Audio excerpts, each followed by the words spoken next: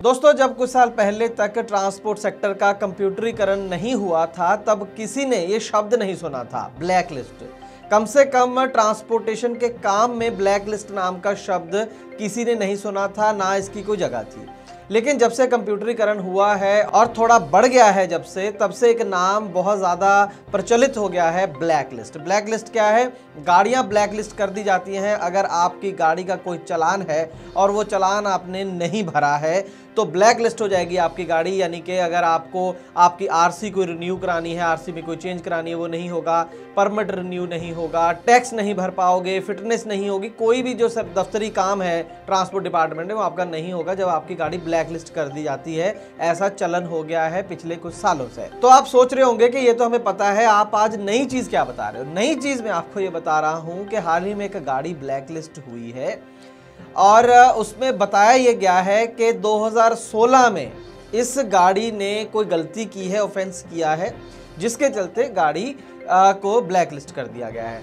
अब मजे की बात यह है कि गाड़ी की मैन्युफैक्चरिंग, गाड़ी बनी ही फैक्ट्री के अंदर, प्लांट के अंदर 2021 में है और डिपार्टमेंट ये कह रहा है कि 2016 में, पिछले जन्म में, इस गाड़ी के पिछले जन्म में इसने कोई गलती कर दी है, उस वजह से अब गाड़ी ब्लैक लिस्ट है। आप सोच रहे होंगे ऐसा बिल्कुल नहीं हो सकता है ट्रांसपोर्ट डिपार्टमेंट से गलती हो गई हो। तो उसके बाद क्या हुआ, अब क्या हालात हैं गाड़ी मालिक के? और गाड़ी मालिक भी कोई ऐसे नहीं कि सिंगल मोटर मालिक है, बल्कि कंपनी है ठीक ठाक।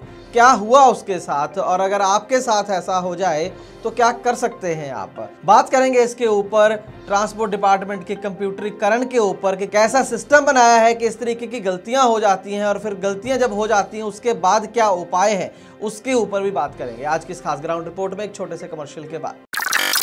आपकी गाड़ी के लिए भरोसे वाला वाहन बीमा सिर्फ और सिर्फ ट्रांसपोर्ट मॉल ऐप पर मिलेगा। ट्रांसपोर्ट मॉल ऐप के बीमा सेक्शन में जाएं, वाहन सूची में अपनी गाड़ियों के नंबर डालें या फिर 90-831 पर अपने गाड़ियों के नंबर व्हाट्सएप कर दें। आप भरोसा कर सकते हैं हम पर। ट्रांसपोर्ट टीवी पर आपका स्वागत है दोस्तों, मैं हूं मनिंदर सिंह और आप देख रहे हैं ग्राउंड रिपोर्ट। दोस्तों, जिस कंपनी की मैं बात कर रहा हूं, जो गाड़ी मालिक हैं इसके, वो यूनिक 5PL सर्विसेज लिमिटेड नाम की ट्रांसपोर्ट कंपनी है। उसके सीनियर अधिकारी हैं काशिफ, दिल्ली के रहने वाले हैं, जिन्होंने ट्रांसपोर्ट टीवी को हेल्पलाइन के जरिए संपर्क करा। गाड़ी का नंबर आप स्क्रीन पर देख सकते हैं, आयशर 2114 गाड़ी है, कंटेनर गाड़ी है। ये सितंबर 17, 2021 को खरीदी थी और ये बनी थी 1 महीना पहले, अगस्त 2021 में। अगस्त 2021 में प्लांट से बन के ताज़ी गाड़ी बाहर आई और अगले ही महीने सितंबर 17 को इन्होंने ये गाड़ी खरीद ली 23 लाख रुपए में। ICICI से फाइनेंस है, 58,500 रुपया इसकी मंथली EMI है। व्हीकल जब रजिस्टर कराने गए 7 अक्टूबर को 2021 को और सेम डे परमिट के लिए भी अप्लाई कर दिया, तो उन्होंने बोला कि गाड़ी तो ब्लैक लिस्ट है, परमिट आपको नहीं दिया जा सकता। और साथ में ये भी बताया गया कि ARTO कनौज यूपी के अंदर है, उन्होंने ऑब्जेक्शन किया था। यानी कि हो सकता है उनके एरिया में, हो सकता है आपने कोई गलती करी हो, ओवर स्पीड हो, नो एंट्री हो, कुछ भी हो सकता है, वो नहीं बताया गया। ARTO कनौज ने ऑब्जेक्शन किया कब? 20 जनवरी 2016, लगभग 6 साल पहले। और ब्लॉक करा आपकी गाड़ी को, ब्लैक लिस्ट किसने करा? ARTO मैनपुरी ने। किस लिए, क्या गलती है, ओवरलोड है, क्या है, कुछ नहीं बताया, कॉज मेंशन्ड नहीं है, बस ये बोल दिया कि ब्लैक लिस्ट है। तो कंपनी के जो अधिकारी वहां पर पहुंचे परमिट लेने के लिए, रजिस्ट्रेशन कराने के लिए, उन्होंने हाथ जोड़े कि सर जी थोड़ा अपने अकल पे हाथ मारो, बात समझो, गाड़ी मैन्युफैक्चर ही अगस्त 2021 में हुई है प्लांट में और अब 1 महीने बाद आपके पास रजिस्ट्रेशन के लिए आ गए। 2016 में तो ये गाड़ी पैदा ही नहीं हुई थी, तो गलती कैसे कर दी? और ये जो नंबर भी ऐसा नहीं है कि कई बार कारों के केस में होता है कि पुरानी गाड़ियों का हम नंबर रख लेते हैं, रजिस्ट्रेशन नंबर रख लेते हैं और वो नई गाड़ी पे लगवा देते हैं। ऐसा भी कुछ नहीं हो रहा था, उन्होंने कोई पुराना नंबर नहीं लगवाना था अपनी गाड़ी पे, वो तो नई रजिस्ट्रेशन मांग रहे थे और परमिट मांग रहे थे उसके हिसाब से। तो वो एक केस हो सकता था कि भाई 2016 में उस रजिस्ट्रेशन नंबर पे कोई गलती हुई हो, तो ऐसा भी कोई केस नहीं है। सीधी सी एक बात RTO को बता दी। बावजूद इसके एक सदा हुआ जवाब होता है हमेशा ऑफिसर्स का, जब कुछ ना करना हो या उनकी गलती हो, कि जी हो नहीं सकता, सिस्टम में ब्लैक लिस्ट करा हुआ है। पुराने ज़माने में थोड़ा सा ये होता था, ऊपर से ऑर्डर है, साहब ने बोला है। आजकल साहब कौन है? कंप्यूटर। बोल दो बस कि ब्लैक लिस्ट हो गया है, गलती से हो गया है, या सही हुआ है कोई जिम्मेवार नहीं है, कब ठीक होगा कोई सुनवाई नहीं है। वही हुआ इसके अंदर जो तीनों आरटीओ इसके अंदर इन्वॉल्व है। पहला तो जो आरटीओ है राजपुरा, जहां पर ये गाड़ी रजिस्टर हो चुकी है, परमिट नहीं दे रहे हैं ब्लैक लिस्ट की वजह से। तो ये राजपुरा आरटीओ जो है ये दिल्ली के अंदर है और ये नहीं कर रहे हैं क्योंकि इन्होंने बताया कि ब्लैक लिस्ट है और उन्होंने बोला कि हमारा कसूर नहीं है, ये तो यूपी के अंदर मैनपुरी ARTO जो है उसने ब्लैक लिस्ट करी, आप उससे बात करो, और कनौज वालों की एप्लीकेशन पे करा है, उनसे बात करो, हमारी क्या गलती है। तो तीनों आरटीओ को पत्थर लिख कर रिक्वेस्ट कर ये थक चुके हैं, अभी तक इनका मसला सॉल्व नहीं हुआ है और इस बात को 5 महीने गुजर चुके हैं। जैसे मैंने शुरू में बताया कि लगभग 60,000 रुपया प्रति महीना गाड़ी की किस्त है, 5 महीने के हिसाब से 3 लाख रुपया हो गया। गाड़ी ने अभी एक पैसा भी कमाया नहीं है क्योंकि उसको परमिट नहीं दे रहा है आरटीओ, ये कह के गाड़ी के पैदा होने से पहले, गाड़ी के बनने से पहले ही 5 साल पहले इस गाड़ी ने क्राइम करा है, उस वजह से आपको परमिट नहीं दिया जा सकता है। ये 2021 का भारत है, कंप्यूटरीकरण का ये हाल है। जिस देश को दुनिया भर में उसके सॉफ्टवेयर्स के लिए जाना जाता है, वही उसी देश के अपने ट्रांसपोर्ट डिपार्टमेंट में ऐसे सॉफ्टवेयर हैं, ऐसे लोग काम करने वाले हैं कि गाड़ी के मैन्युफैक्चर होने से पहले ही 5 साल पहले ही उसके किए हुए क्राइम ढूंढ लेते हैं और गाड़ी को ब्लैक लिस्ट कर देते हैं। अब अकेले नहीं हैं आप, देश की पहली ट्रांसपोर्ट हेल्पलाइन आ चुकी है ट्रांसपोर्ट मॉल ऐप पर, अभी डाउनलोड करें। कनौज के आरटीओ से बात करी गई ट्रांसपोर्ट टीवी की टीम के द्वारा, तो बहुत ही अच्छा जवाब दिया। बोले कि मैं तो तब आरटीओ ही नहीं था। तो भाई साहब क्या करें अगर आप आरटीओ नहीं थे? सरकारों का तो ये काम है, हर 15 दिन में ट्रांसफरिंग करते रहते हैं इधर से उधर।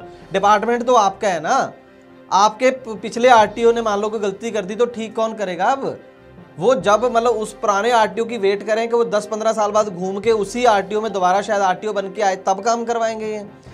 आपका काम है ना। जब ये उनको बोला गया, उनसे बात हुई तो बोला कि हाँ कर रहे हैं, हो जाएगा, पुराने रिकॉर्ड चेक कर रही है टीम, बाकी मैं चुनाव में व्यस्त हूँ, चुनाव में मेरी ड्यूटी लगी है। भाई चुनाव भी इस देश के अंदर हर साल 2 साल बाद आ जाते हैं, कभी पंचायती इलेक्शन आ गई, कभी लोकसभा, कभी विधानसभा, क्या करे अब गाड़ी मालिक, क्या गलती है उसकी इसके अंदर?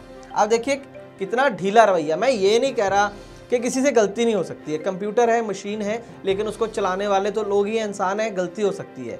हो सकता है किसी और की गाड़ी का रिकॉर्ड इसके अंदर चढ़ा दिया हो, लेकिन बात यह है असली कि कोई भी जब गलती हो जाए, कोई भी एक सिस्टम जब होता है, मैं आपको एग्जांपल दे दूं, पहले भी कई बार दी है, आप एयरटेल का फ़ोन है आपके पास, या आइडिया का, या जियो का, या कोई डिश टीवी आपने ले रखा है, सैटेलाइट टीवी, ठीक है, बहुत सारी सर्विसेज हम प्राइवेट सेक्टर से लेते हैं, उसमें कोई ख़राबी आ जाती है तो उनका एक कस्टमर केयर नंबर होता है, उस कस्टमर केयर नंबर पे आप फ़ोन करते हैं, वो आपकी समस्या को सुलझाते हैं, 1 दिन 2 दिन 3 दिन में वो उस समस्या का समाधान करते हैं। उसी तरीके से ये भी एक सिस्टम है, कंप्यूटरीकरण है, गलतियाँ तो होंगी, लेकिन शुरू से हम चिल्ला रहे हैं, 3 साल हो गए लगभग, कि ये जो NIC करके सरकारी संस्था है, ये जो पूरा सॉफ्टवेयर बनाती है, उसका कोई भी एक सेंट्रलाइज्ड ऐसा नंबर नहीं है जहां पर इजीली कोई भी व्यक्ति जिसके साथ ऐसा काम हो गया हो वो अप्रोच कर सके और समस्या का समाधान कर सके। बोला क्या जाता है कि उसी आरटीओ में जाओ, वहां पर NIC के बंदे बैठे हो, आपकी बात सुनेंगे। वो भी कोई ऐसी तख्ती लगा कर नहीं बैठे हैं कि ये रहे NIC वाले बंदे और जाते अभी प्रॉब्लम सॉल्व कर देंगे, नहीं। और दूसरी बात, क्यों जाए वो आरटीओ के अंदर? मान लीजिए ये दिल्ली के लोग थे, इन्होंने दिल्ली में परमिट लेना था और ये जो गलती निकली, ये जो ब्लैक लिस्ट किया, ये यूपी के आरटीओ ने करा। चलो दिल्ली और यूपी में बहुत ज़्यादा अंतर नहीं है। अब मान लीजिए यही गलती मेघालय में हुई होती, गुवाहाटी में हुई होती, तो क्या अब दिल्ली वाला बंदा गुवाहाटी के चक्कर मारे? एक सेंट्रलाइज्ड नंबर नहीं होना चाहिए क्या, जिसके ऊपर ऐसी गलतियों का समाधान क्विकली 5 मिनट 10 मिनट, चलो 24 घंटे ले लो, 48 घंटे ले लो, उसको ठीक कर दो। ये तो किसी को भी पता है कि इस व्यक्ति की गलती नहीं है, इसमें तो कोई डिस्प्यूट, कोई कन्फ्यूजन नहीं है, सिस्टम की गलती है, तो सिस्टम को दुरुस्त किया जाए। लेकिन कोई सुनने वाला नहीं है और ये अकेला केस नहीं है। NIC को लेकर, ट्रांसपोर्ट डिपार्टमेंट के सॉफ्टवेयर को लेकर अनेकों समस्याएं हैं। अगर सरकार हमें कहे तो हम पूरा एक कच्चा चिट्ठा बनाकर कम से कम 100-200 कंप्लेंट्स का सरकार को भेज सकते हैं और बार बार इस बात को फिर रिक्वेस्ट कर रहे हैं कि एक सेंट्रलाइज्ड नंबर NIC दे जो इस तरीके की गलतियां हैं। गाड़ी राजस्थान में होती है, चलान यूपी में हो जाता है, बाद में उसका भी कोई समाधान नहीं होता, तो इस तरीके की बहुत सारी समस्याएं हैं। एक सेंट्रलाइज्ड अथॉरिटी बनाइए जो कस्टमर रिड्रेसल करे, जिस तरीके से टेलीकॉम कंपनियों का या दूसरी प्राइवेट कंपनियों का होता है, तभी इसका समाधान होगा। एसोसिएशंस को चाहिए कि इस मांग को उठाएं और सरकार के सामने रखें उम्मीद करेंगे कि कुछ ना कुछ होगा। जब तक नहीं होगा तो कम से कम ट्रांसपोर्ट टीवी तो है जो आवाज़ उठाता रहेगा, चिल्लाता रहेगा जब तक कोई इसका समाधान नहीं होता है। आप कम से कम एक समझदारी का काम करिए कि जब आपको ट्रांसपोर्ट टीवी हर रोज़ देखना ही है तो उसको देखें ट्रांसपोर्ट मॉल ऐप में और जीतिए ढेरों इनाम। ट्रांसपोर्ट टीवी देखने के लिए बहुत बहुत शुक्रिया। अब ट्रांसपोर्ट मॉल ऐप में टीवी देखने पर हर दिन मिलेंगे इनाम। जी हां दोस्तों, ट्रांसपोर्ट मॉल ऐप पर ट्रांसपोर्ट टीवी देखने वाले 5 लोग हर दिन जीतेंगे 5 लीटर डीजल। और हां, जो सबसे ज्यादा महीने भर ट्रांसपोर्ट टीवी देखेगा उसे मिलेगा एक शानदार एलईडी टीवी। यानी कि जितना ज्यादा आप टीवी देखेंगे उतने आपके पॉइंट्स बनते जाएंगे। और उन पॉइंट्स को चेक करने के लिए या ज्यादा जानकारी पाने के लिए आप ट्रांसपोर्ट मॉल ऐप के रिवॉर्ड सेक्शन में जाएं। यानी अब खबरें भी और इनाम भी। ये हुआ ना आम के आम गुठलियों के दाम।